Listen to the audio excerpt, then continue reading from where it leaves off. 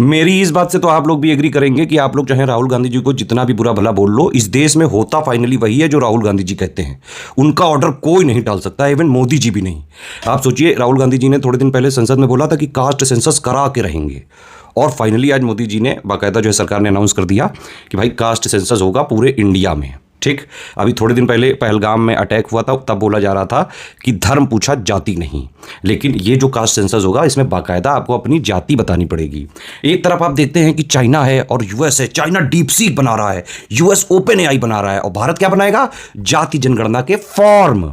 एक मेरी अपील जरूर है सरकार से कि सर अब जब इतनी जनगणना हो ही रही है, नॉर्मल सेंसस भी होने जा रहा है, कास्ट वाला सेंसस भी होगा, तो सर एक टैक्स पेयर्स का भी जो है सेंसस होना चाहिए। कितने लोग मेरी बात से एग्री करते हैं? इस वीडियो को शेयर करिए, चाहे जो भी मिनिस्टर वगैरह हैं वहां तक, कि भाई टैक्स पेयर्स का भी सेंसस होना चाहिए। बाकायदा मैं बताता हूं इसका लॉजिक क्या है। देखिए, जितना भी टैक्स आता है देश में 100% अगर उसको माना जाए टोटल टैक्स, जिससे सारी योजनाएं वगैरह चलती हैं, पूरा सरकार चलती है, सब कुछ पूरा देश चलता है, ठीक है। तो जो टैक्स आया उसको 100% अगर जो है कहा जाए तो उसमें से 22% टैक्स डायरेक्ट टैक्स से आता है। डायरेक्ट टैक्स मतलब इनकम टैक्स से, और ये देते हैं देश के सिर्फ 1 करोड़ लोग।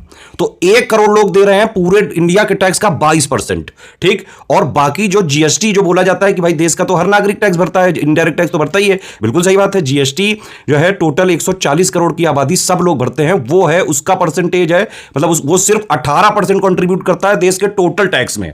तो 22% जो दे रहे हैं पूरे देश के टोटल टैक्स को, उनकी आबादी सिर्फ 1 करोड़ है, टैक्स पेयर सिर्फ वो 1 करोड़ है, उनकी भी जाति जनगणना करी जाए, उनको स्पेशल प्रिविलेज मिलनी चाहिए कि इस देश के लिए वो अपना जो है पेट काट के देश के जो है डेवलपमेंट के लिए और देश को आगे बढ़ाने के लिए अपने पेट का पैसा, अपनी मेहनत की गाड़ी कमाई सरकार को देते हैं।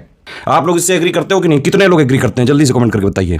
और ये कंफ्यूजन मेरा और है कि विपक्ष और सत्ता पक्ष मिलकर एक बार ये क्लियर कर दो सर कि रियल प्राइम मिनिस्टर है कौन।